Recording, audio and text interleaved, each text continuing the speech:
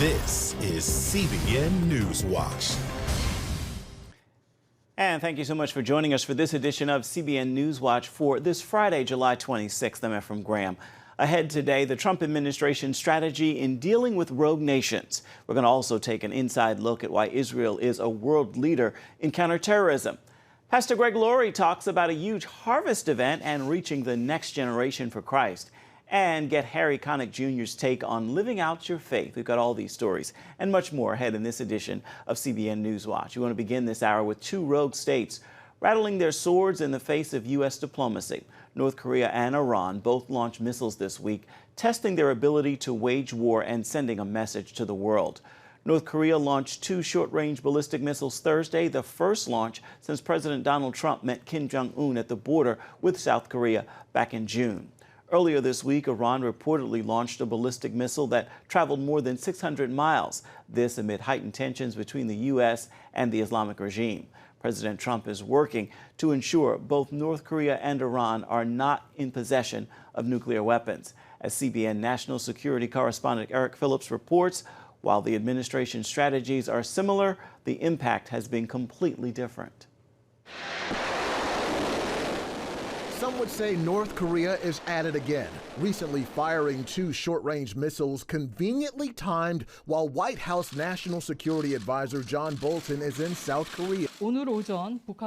South Korea and U.S. militaries are sharing detailed information about North Korea's firing of projectiles. We urge North Korea to stop such actions that do not help the efforts to relieve tensions in the Korean Peninsula. Whether or not the missile test had overtones, the nuclear talks between the U.S. and North Korea are moving, though protracted. It's been only 3 weeks since that impromptu sit-down with all smiles and handshakes. A very, very good meeting with Chairman Kim. Progress that's being made even though the positive tones haven't always been there. Remember this tweet from a couple of years ago? Being nice to Rocket Man hasn't worked in 25 years. Why would it work now? Clinton failed, Bush failed, and Obama failed. I won't fail. But progress since then has been positive. Michael O'Hanlon with the Brookings Institution. I think there's a realistic path forward with diplomacy with North Korea. It is imperative to deny the United States. However, where Iran is concerned, the relationship has been rocky and is rocky. We hope for their sake they don't do anything foolish. The U.S. pulled out of the nuclear deal and imposed sanctions on the regime, and it's been downhill ever since. Most recently, Tehran has ramped up aggression, shooting down a U.S. drone, also accused of attacking ships in the Strait of Hormuz. The president with a warning. They will pay a price like nobody's ever paid a price. Rhetoric is plentiful, but direct conversation between Iran and the U.S. is not happening. The regime not interested because of sanctions. Interestingly, both North Korea and Iran are the subjects of U.S.-led sanctions, and both are humanitarian nightmares by U.S. standards. Mr. Trump is trying the charm offensive approach with North Korea and trying the get tough approach with Iran. Israel's success in protecting itself from attacks has helped to make the country a worldwide leader in counterterrorism. CBN News Middle East correspondent Julie Stahl gives us an inside look at its main training center. A major challenge in fighting terrorism is staying ahead of the game. We're looking at the threats, we're looking at what's going on around the borders of Israel, and inside it, we're not getting ready for yesterday, we're getting ready for tomorrow. The IDF started this counter-terror school nearly 50 years ago after a series of deadly terror attacks. In the last year, they trained some 10,000 combat soldiers. We need quite a lot of special skills for our troops to have and master, and this is the place where most of these skills are taught. During our visit to the Lothar Counterterrorism School, CBN News went behind the scenes to see how special forces work together in all threatening situations. We teach soldiers how to rappel down from helicopters, how to breach silently into buildings, how to free hostages being taken by terrorists. We also teach underground warfare in tunnel complexes, mock tunnels that we have dug, especially from the urban terrain. IDF spokesman Jonathan Conricus explains how tunnel warfare is the latest chapter in the terror playbook. All of the terrorist organizations that we fight against, whether it is Hezbollah in the north or Hamas in the south, use the subterranean dimension. That is where they hide most of the time, and that is usually also how they try to infiltrate into Israel. In June, CBN News reported on the discovery of this huge Hezbollah tunnel on Israel's northern border. Conriquez said the soldiers who uncovered and captured it would have trained here. A tunnel is a tunnel, in a sense. It's underground, but we've seen that Hamas tunnels differ from Hezbollah tunnels in terms of size and depth and structure. We've protected this officer's identity, who helped destroy tunnels along the Gaza border during Israel's 2014 operation against Hamas. Later on, when we finished the campaign, I was posted here, taking the knowledge and taking the things that I felt out there in the field and the experience I had to integrate them together into what we teach here. Israel uses its intel and training to help the world take on terror. We're sharing a lot about tunnel warfare.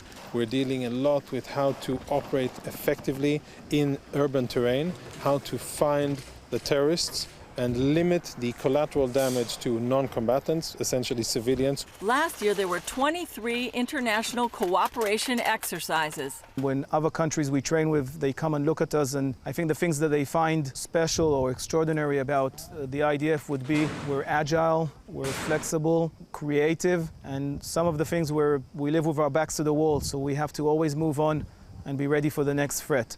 Conriquez says while Israel would have preferred not being the leader in this dangerous field, the reality is many terrorists want to kill Israelis.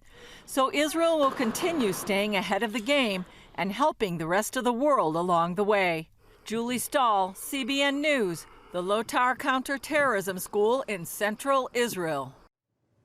And CBN Middle East Bureau Chief Chris Mitchell joins us now with more. Chris, of course, you've seen the importance of this work by the IDF firsthand, even recently with the discovery of the massive terror tunnel. What does Israel understand about fighting terrorism that much of the world may not? Well, you know, Ephraim says that the constant vigilance is the price of freedom. It's also the price of security, and Israel knows that firsthand. They know so much because actually they've been the target probably since the 1970s of the most targets of terrorism attacks by any country in the whole world. And we've seen that in the second Intifada. Just a few weeks ago, we're up on the northern border. We saw that Hezbollah tunnel. We've seen tunnels on the southern border by Hamas. So they really are the state-of-the-art counterterrorism nation. They face, unusual things like arson balloons, terror kites on the southern border. So they really, because of their experience, can really teach the world all about counterterrorism. Chris, what can you tell us about a report out of Syria that Israel launched a missile attack on Iranian-backed position in Syria?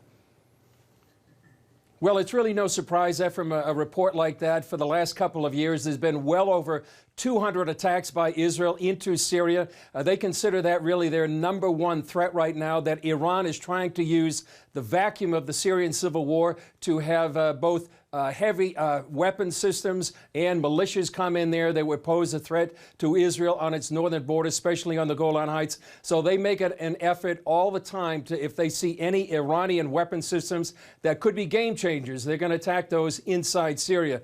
So that's really the battleground going on right now between Israel and Iran right there inside Syria. Another big headline this week is, of course, the election of Boris Johnson as UK's Prime Minister. What does this election mean for Israel?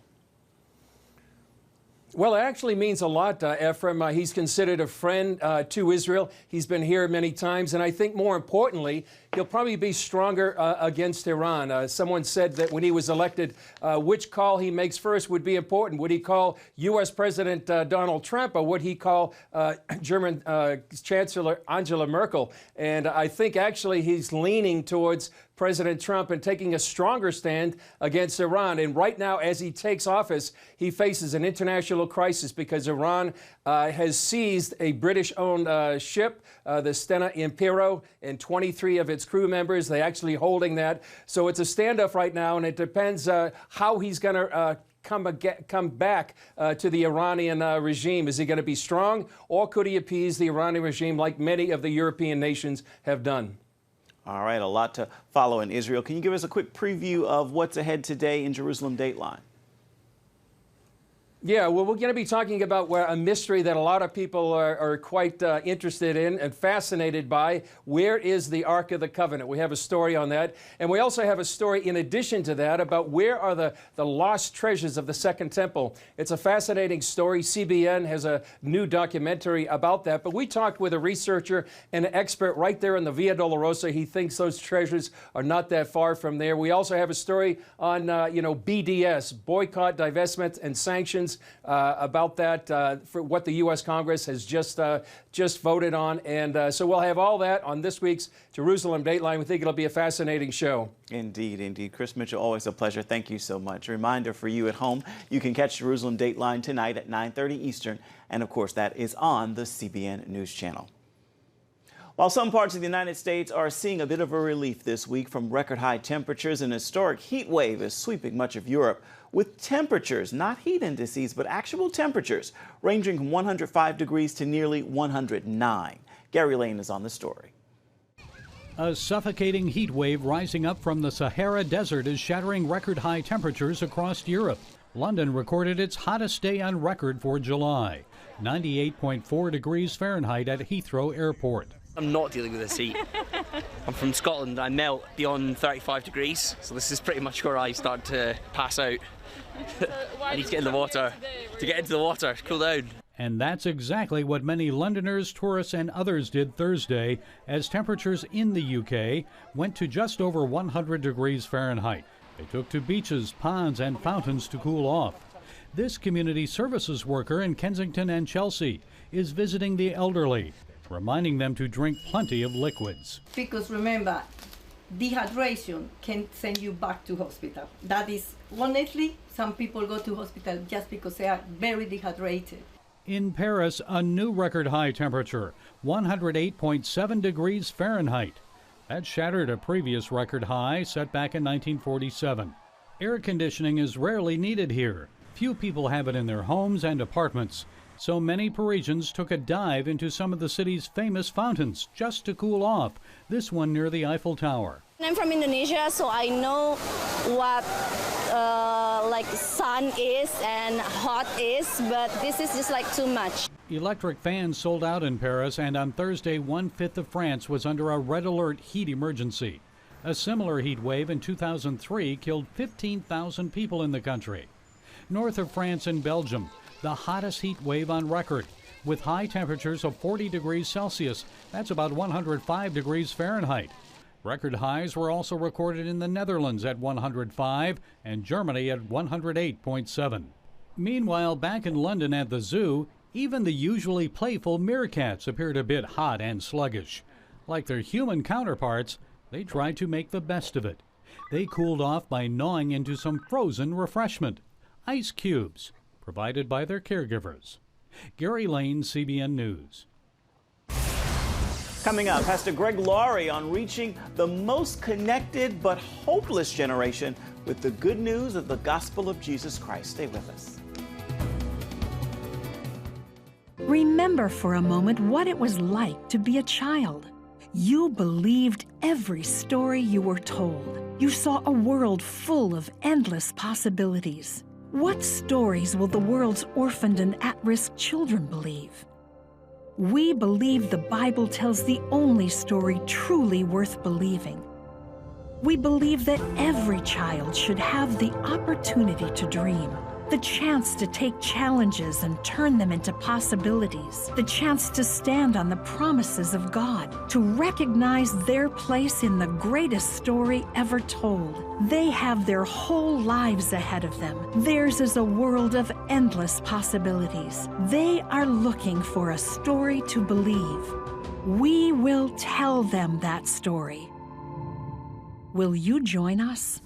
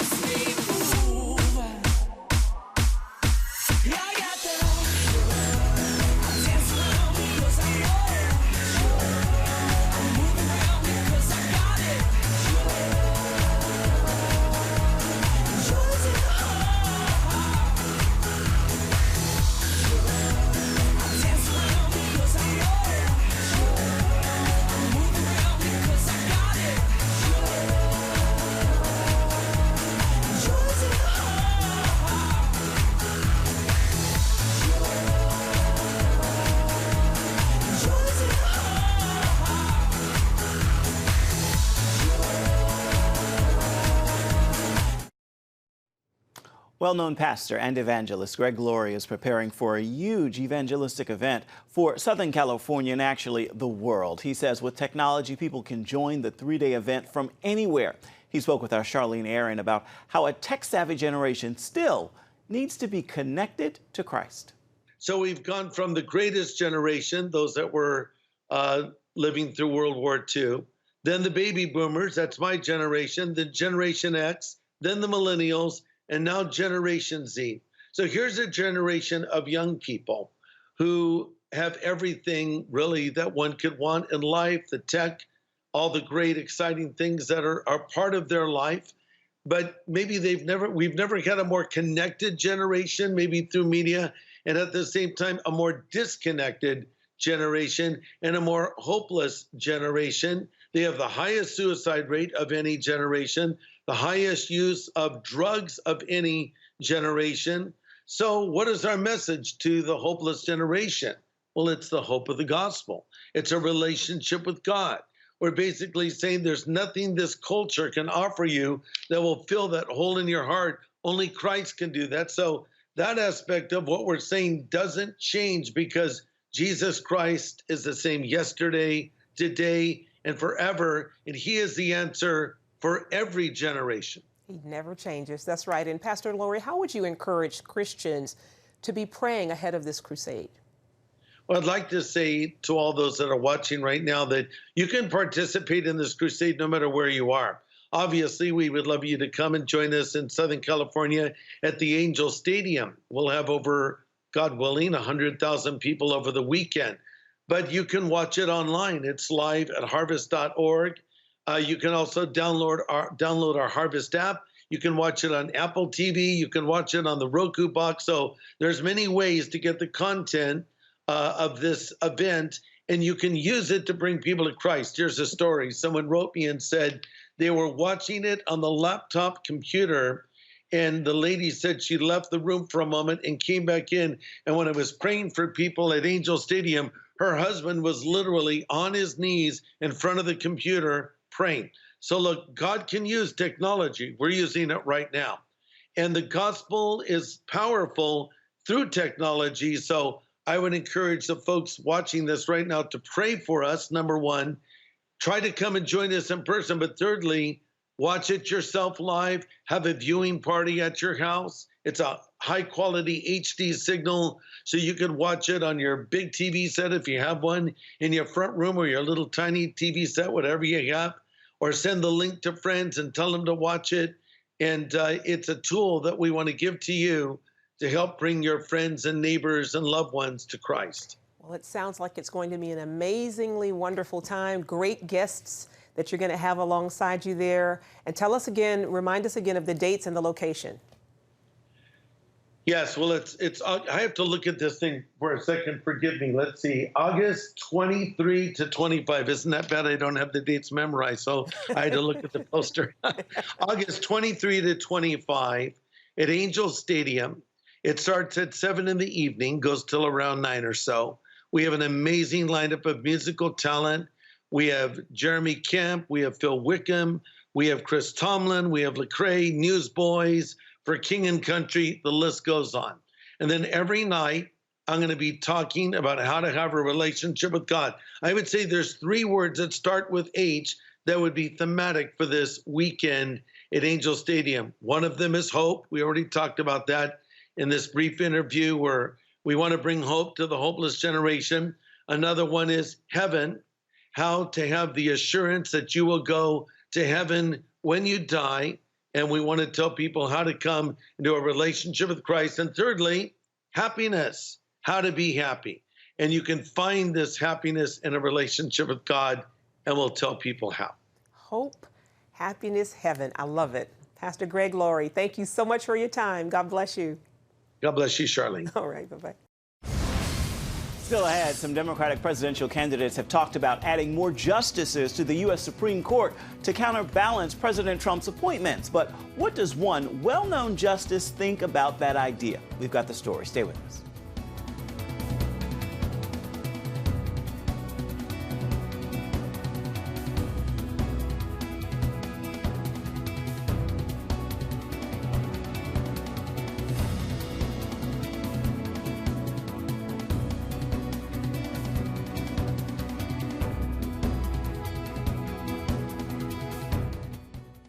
Give me that. Bye. Sure, life is busy, but I found a way to make a huge difference in people's lives. I guess you could say I'm changing the world right here from home. I bring medical supplies and doctors to people in need, and dig wells so that villagers can have clean and safe water to drink. I make it possible to preach the gospel in over 100 countries, including right here in America. And when disaster strikes, I'm there, providing food, thank you, and emergency supplies to give people hope again. Every day, CBN and I are making the world a better place. Here you go. My life is hectic, so I joined CBN through Pledge Express. My bank does all the work, and I know that my gift is being used where it's needed most. So become a CBN partner and join Pledge Express, because you can do a world of good right from where you are. Hi, good morning. Are you ready to get started? Hey, if you're tired and exhausted all day, you can't think clearly, and you really just need a cup or even a pot of coffee to get through your day, then join me, Dr. Josh Axe, for this new series where I'm going to teach you how to transform your diet and use essential oils and supplements to get a better night's sleep. Get Protect Your Sleep and live your best life with innovative information from 5 leading sleep experts. If you're not a great sleeper, you can do things to make yourself a great sleeper. If you're already a pretty good sleeper, you can enhance your sleep and be even better. Discover a sleep-enhancing bedtime routine, how to put insomnia to rest, learn how to relieve pain that disturbs sleep, and much more in Protect Your Sleep. Everything you do better with a good night's sleep. Wake up to your best life. Call 1-800-700-7000 to get your free DVD or booklet of Protect Your Sleep today. Don't miss out on this brand new series. One result of the Trump presidency that seems to disturb most Democrats is his ability to shape the Supreme Court for many decades to come. A solution shared by several of the Democratic presidential candidates is to up the number of justices once the Democrats take back the White House. But as Paul Strand reports, this idea of packing the court is opposed by what's considered one of the most liberal and famous justices. With President Trump already having put 2 new justices on the high court, liberals are worried that conservative-leaning justices will end up controlling it for decades. One solution, when the Democrats next take back the White House, radically expanding the number of justices and packing the court with liberal-leaning ones. Maybe make the total number 15. There's nothing in the Constitution that defines the number of justices. You have 15 members, but only 10 of them are appointed in the political fashion. When it swings back around to us, what are we going to do? And my answer on that is all the options are on the table. But recently on National Public Radio, Supreme Court Justice Ruth Bader Ginsburg said she's not at all in favor of the court-packing solution. 9 seems to be a good number. She pointed to Franklin Delano Roosevelt's wildly unsuccessful plot to take the court's numbers to as high as 15, ripped by both parties at the time. A packed court and a stuffed ballot box are all on the same moral plane. This is more power than a good man should want or a bad man should have. If anything would make the court appear partisan, it would be that. One side saying, when we're in power, we're going to enlarge the number of judges, so we will have more people who will vote the way we want them to. Bernie Sanders stands with Ginsburg, saying he's worried if a Democrat president did that, the next time Republicans took the White House, they'd just do the same thing. Law professor Alan Dershowitz says packing the court's a horrible idea. We, the American people, shouldn't let him do it. We should insist that the Supreme Court remain and be a neutral, unbiased institution. True, it's not unconstitutional to change the number of justices, but at this point, it's been 9 for 150 years. Paul Strand, CBN News, the Supreme Court. Coming up, musician and actor Harry Connick Jr.'s 3 wishes when it comes to living out his faith.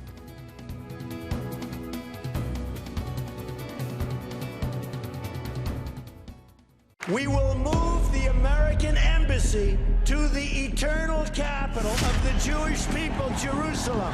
As the nations rage you can stand with Israel. History is being written, and I want to be a part of it. Call 1-800-700-7000 and get to life. This is our nature as a country. Discover the untold story of how Israeli volunteers are changing the world. We consider it our duty to reach out and help others around the world. For a gift of $10 or more, you can own the acclaimed CBN documentary To Life.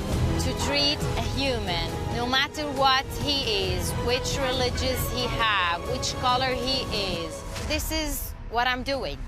Support Israel in their time of need. Get to Life, now available on DVD. Call 1-800-700-7000 or log on to cbn.com. And I wish that other people throughout the world could see this side of Israel. Orphans Promise is committed to loving and serving at-risk children, to helping keep families together, and to creating opportunities for strong and sustainable communities around the world. We're working in over 60 countries around the world, and with your help, we can do even more. There's an old African proverb I love that says, if you want to run fast, run alone. But if you want to run far, run together. At Orphans Promise, we want to run far so we can touch the lives of as many orphaned and vulnerable children as possible. But we don't want to go alone. We're out to change the world, one child, one family, one community at a time. Will you join us?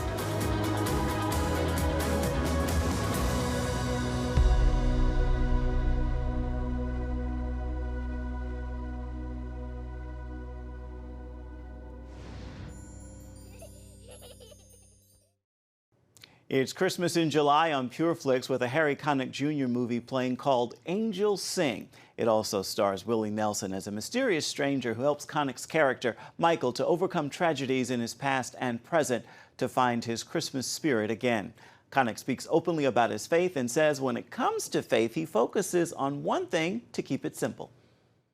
If you had 3 wishes, what would you want? And I said, if I had 3 wishes, I would want to do God's will, I want to do God's will, I want to do God's will. That's all I want. I just want to do what I'm supposed to do. And for me, knowing that that is the premise upon which everything else is built.